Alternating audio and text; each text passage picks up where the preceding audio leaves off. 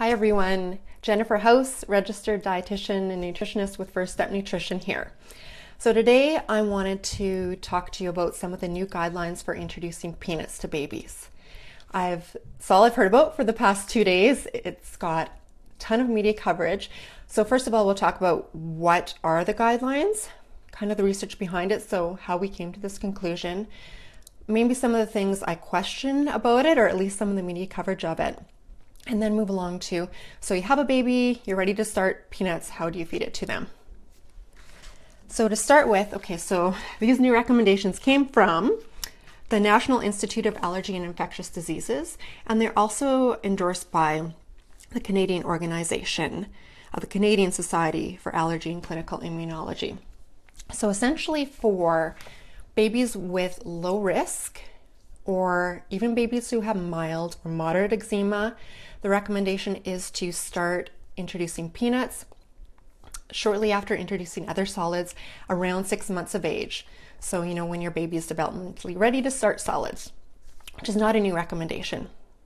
But for babies at high risk, so this was defined as either having a known egg allergy or severe eczema or both, they suggest that the baby is tested by an allergist for peanut allergy.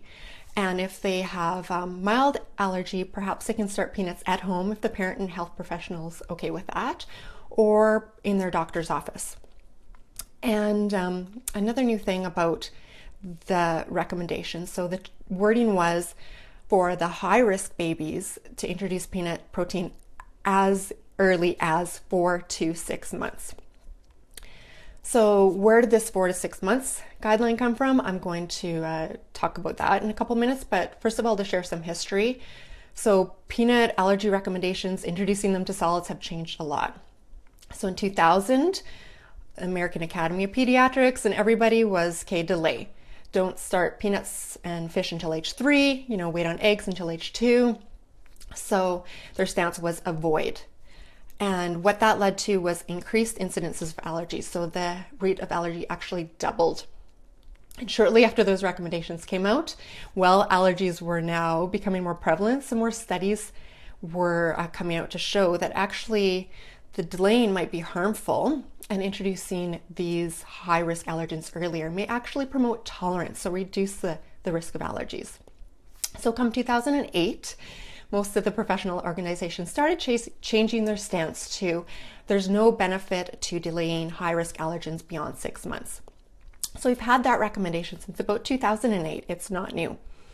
And what initiated this was a big study in the UK called the Learning Early About Peanut study. So the authors in the UK, why they began this study. So the kids in the UK had 10 times the amount of peanut allergy as kids in Israel. So one of the differences was in the UK, they said delay, right? Avoid peanuts for the first couple of years.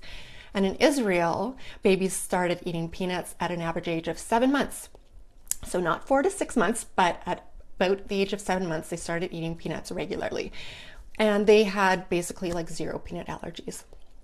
So what the authors did was they took babies at high risk for peanut allergy, and 640 of them, so it was quite a large study, and half of them didn't eat peanuts until they were 5 years old. So that's the avoidance group.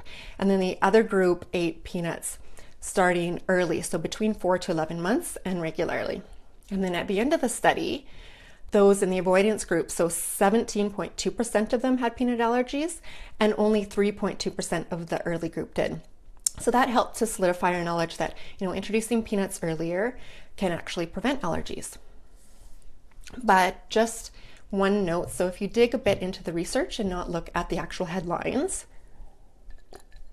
the average age of starting the study, so the babies in the group that were eating peanuts, the average age was 7.8 months. It wasn't 4 months, it wasn't 4 to 6 months. Again, it was at about 7.8 months when the average age of the participants started the study. So, all the recommendations have changed now, start peanuts early.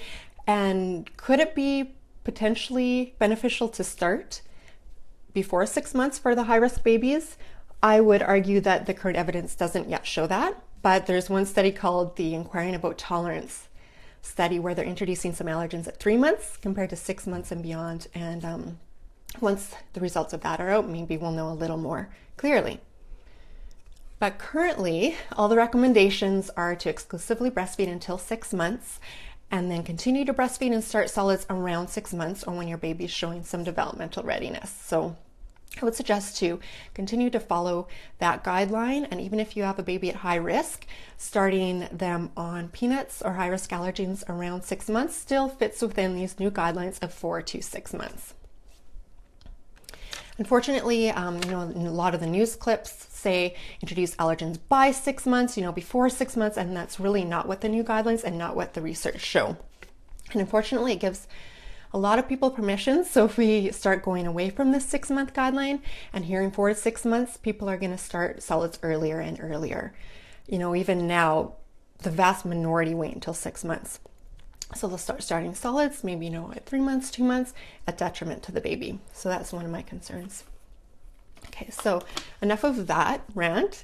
If you have a baby who's developmentally ready to start solids around 6 months of age, how do you introduce peanuts to them? So you don't want to go and feed them a tablespoon or a teaspoon of peanut butter because it's too thick, it's too gummy, it can be a choking hazard. So if you're doing spoon feeding or purees, you can melt a little bit of peanut butter in hot water and let it cool. So this is about, yummy, half water, half peanut butter. So you can feed them a little spoon of that. Or you can mix, just regular peanut butter into any of their purees like applesauce or fruit. If you're doing baby-led weaning, you can spread it thinly and not too thick on a piece of toast. Or I've also heard a lot about Bamba puffs, which I've never seen. Apparently they're available on Amazon, but they're like a puff snack made mostly with peanut protein. So you could give those a try as well. Hey, Amy, you have a question about high risk. So high risk currently is defined as a baby who has severe eczema or a known egg allergy or both. So that's the current definition of high risk. So another thing that I've found, or product I've found that might make it a little bit easier is this powdered peanut butter. So I just found this at Costco. It doesn't contain as much fat as a regular peanut butter. So, normally I think regular peanut butter would be more nutritious for your baby, but easy, to sprinkle in a smoothie or something like that. And so once you feed your baby a little bit of the peanut product, maybe a teaspoon or two, or they have a bite or two, you can wait for 10 minutes and watch for signs of allergy. So that would be vomiting, any rash, difficulty breathing. That's unlikely, but if it does occur, I find a lot of parents, have some comfort in just having Benadryl available, and they call 911, of course, if your baby's having difficulty breathing. If there are no, reactions at all, then you can continue to feed your baby a little bit more and feed it regularly as well. So a few questions here. Thanks, guys. So what's the best age to introduce peanut butter? So my recommendation is to introduce peanut butter at around 6 months of age or shortly after your baby starts solids. So you don't want it to be the first food. We need iron-rich foods to be the first food, so meat, alternatives, for example. But once they've, tried a couple foods, you can introduce them to peanuts. And if there's no reaction, which there most likely won't be for most kids, then you want to introduce it regularly, to keep up that tolerance for them. So I hope that clarifies some of the recommendations of how to introduce peanut butter, when you should introduce peanuts to your baby. And I would love to continue the discussion. So if you have any more questions, feel free to comment below or email me, jen@firststepnutrition.com. I'm also happy to share some of the research or studies that I discussed with you. And if you have any others that, maybe show that we should introduce allergens between 4 to 6 months, I would be happy to see those as well. So another question, Amy, I've been putting off giving my 7.5-month-old peanut butter because her 6-year-old brother has a severe peanut allergy. So in that case, yeah, Amy, your baby would likely be considered high risk. So you can talk to your doctor and hopefully get a referral to an allergist who could test your baby for allergies before you try the peanuts. Or if your doctor is willing to do, a trial of the peanut butter in his office, that might be another option you would be more comfortable with. But I hope that helps, and thanks for watching, everyone.